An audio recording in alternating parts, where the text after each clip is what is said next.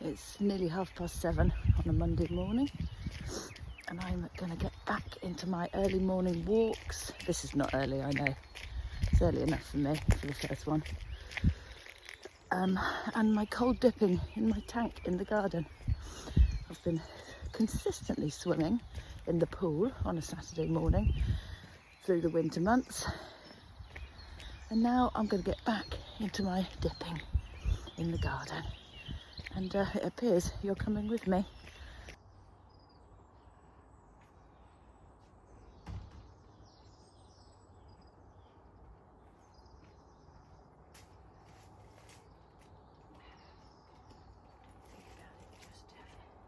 Don't think about it, just do it. Don't think about it, just do it.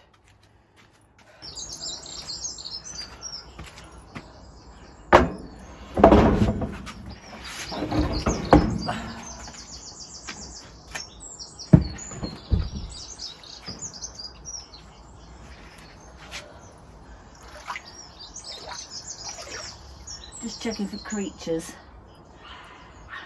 Don't need that, that's done its thing.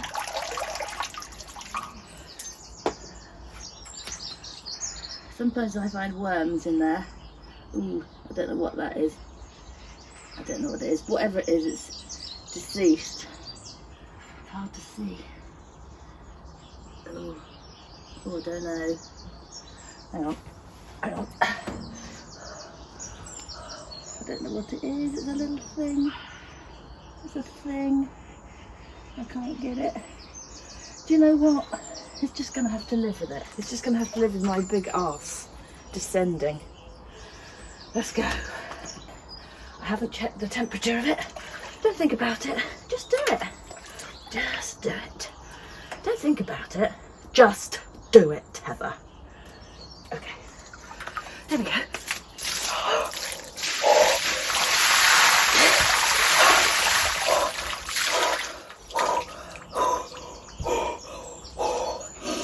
Breathe.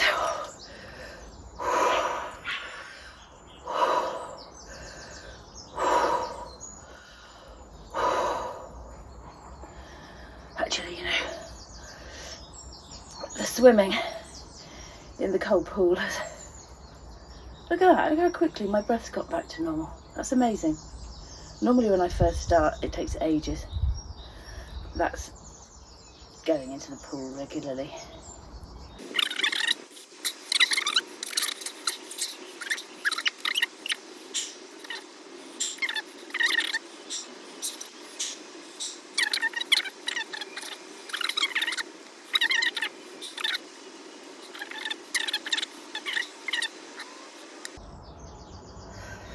Right, that'll do. It's a bit colder when you get out, actually. It's very strange. Right, I'm going to put my robe on.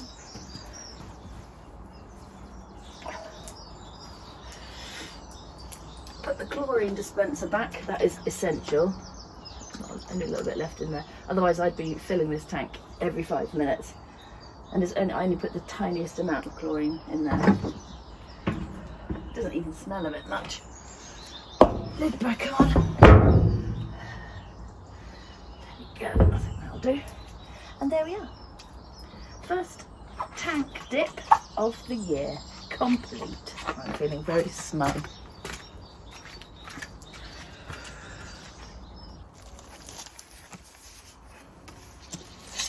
Okay, we're about to harvest the cat. No, we're not about to harvest the cat.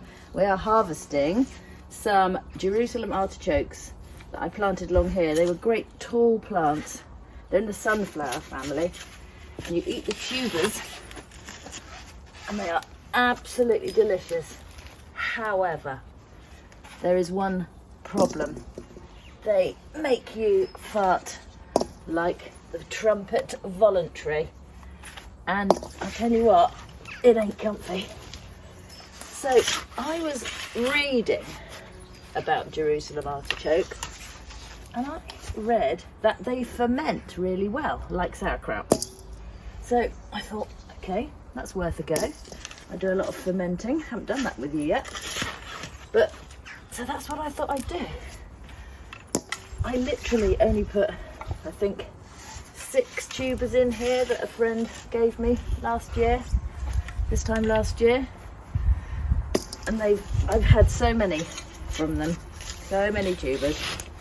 So all you do is you just put them in the ground and they sprout. Look at that. That's all from one. It's a bit like potatoes, but more, it seems to me. I've never grown this amount of potatoes, I don't think, from one plant. But there's so many, and they spread. This bed will probably be full of them, having put some in. Oh look, I've pierced that with the fork. That happens. Okay. I mean, look at them. They're huge. Sorry, a bit of rose there, rose pruning. Look at them. But they are absolutely delicious. So let's just get a few up before they start to sprout for next year, or this year's crop rather. Look at that, look at that. Incredible. Look. Ah, I think that's one. I think that is one. Incredible. That really is huge. So I think that will do to make my first fermented Jerusalem artichoke. Here they are, all washed, scrubbed. They're quite stunning things to look at, really. I love them. And what I need to do now is grate them. The reason I'm going to ferment these, and the reason they're going to make a difference, is because they have a thing called inulin in them, which is a starch. And the only way that can be digested in your body is by the bacteria that live in your gut. And that produces a lot of gas. However, if you ferment them, that is like the bacteria in them and in the air are pre-digesting those starches. So the idea is that you don't get so much of the wind. We'll see, but so that's why I'm going to ferment them. So the first thing I need to do is get all these lovely Jerusalem artichokes grated. I'm going to start with this. Honestly, if I can't be bothered, I'll take it to the food processor. But let's start like this and have a go. Actually, they grate really easily.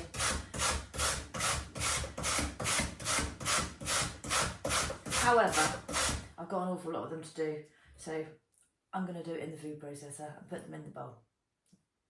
Okay.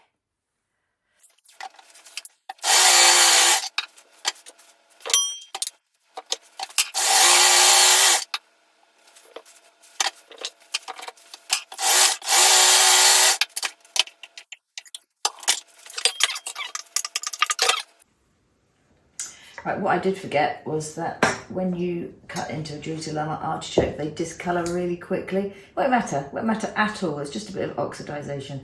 So that's why they look a bit dark. Right, okay. I am going to add a few things. I think we need a bit of flavour in here, a bit of extra flavour. You don't have to, but I'm going to do this. Just because I feel like it. So I'm just going to put a little bit of heat in there. And that is using one of my little yellow chilies, which has dried nicely.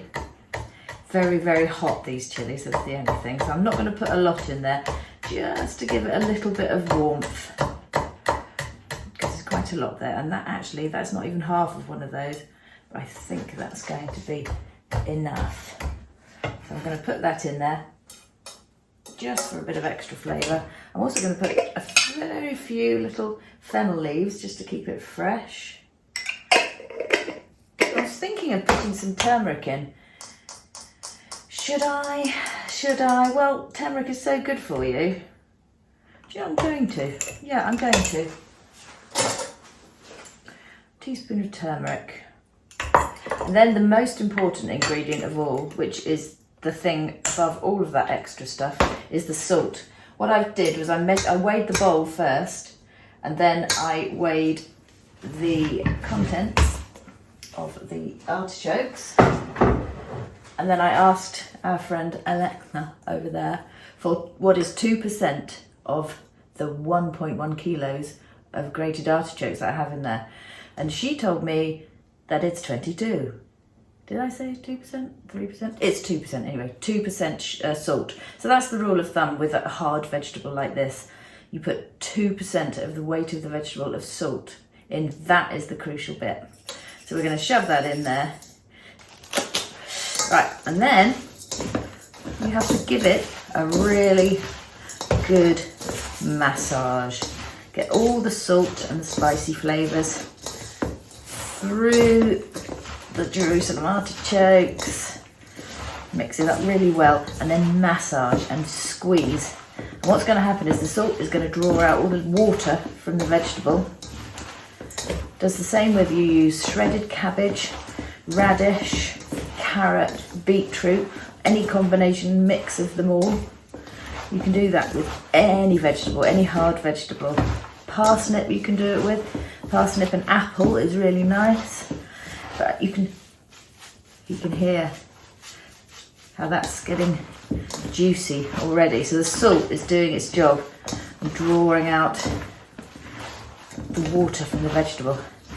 So you have to keep doing this, squeezing and squeezing and massaging until that's all nicely incorporated and every bit of that artichoke has been squeezed. And you'll gradually find, see, there's water coming out, and that's brine, all mixed with the salt. That's made a lovely brine, which is exactly what you want. Keep going, keep going, keep going. Next thing we do is get a nice clean jar. Now you can do this with a jar with a lid, or you can do with a jar without a lid. This one hasn't got a lid because the lid broke basically, but it's the biggest jar I've got, and I like to make sure there's plenty of room. So fill your jar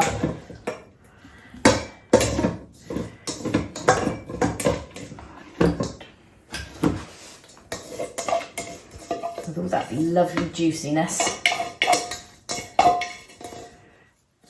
Okay. And then here comes the important thing.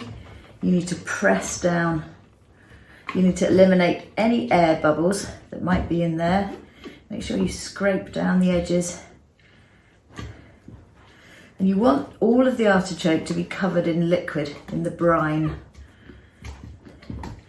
And as you can see, that's sort of, it's got liquid in there, but it's not really covering it completely. So what I've done is I made some boiled water and salt in a 2% brine solution earlier. Just put it aside to cool, just in case I needed any more. So I'm going to do that like that. There, that's better. You can see, can't you, that there's a layer of liquid above the artichokes. Now, the next important thing is that you exclude the air. It's an anaerobic fermentation, which means it does not want any oxygen. It just needs to have its own little microclimate. So what I tend to do is I get a plastic bag and fill it with water and lay it over the top. So here we are, plastic bag.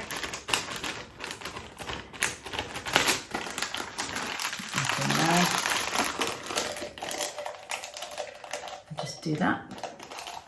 And that just pushes, makes sure that the vegetable is way down in the brine, and it excludes the air. Now, because this hasn't got a lid, I need to do something about that. So I'm going to get a piece of greaseproof paper, or baking parchment.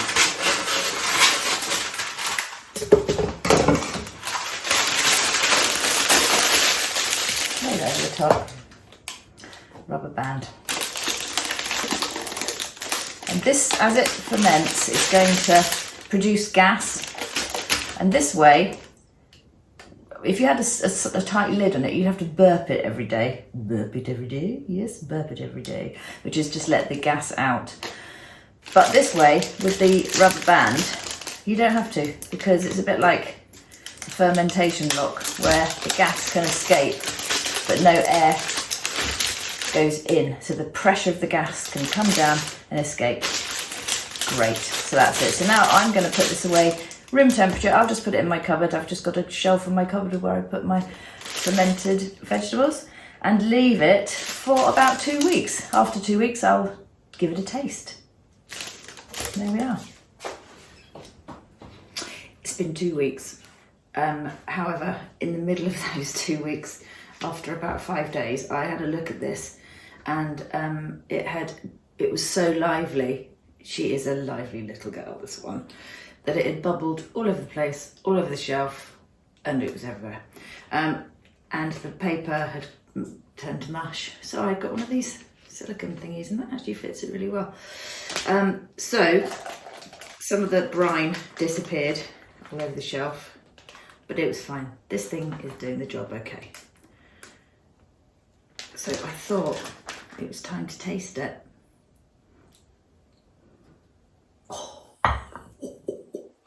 Yes, that's pretty pungent. It's,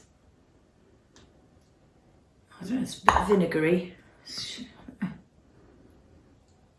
earthy smelling, which it would do because Jerusalem artichokes do taste earthy. Anyway, so what I'm going to do is I'm going to give some a go on a seedy cracker, which you know how to make now, with a little bit of cream cheese. Give it a taste. Let's have a go. A little bit of cream cheese.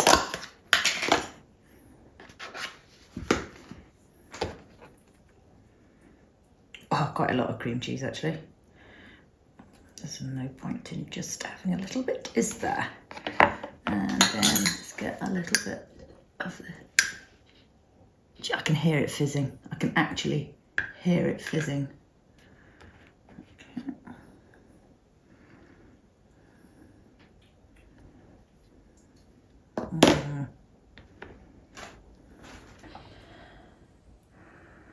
Okay.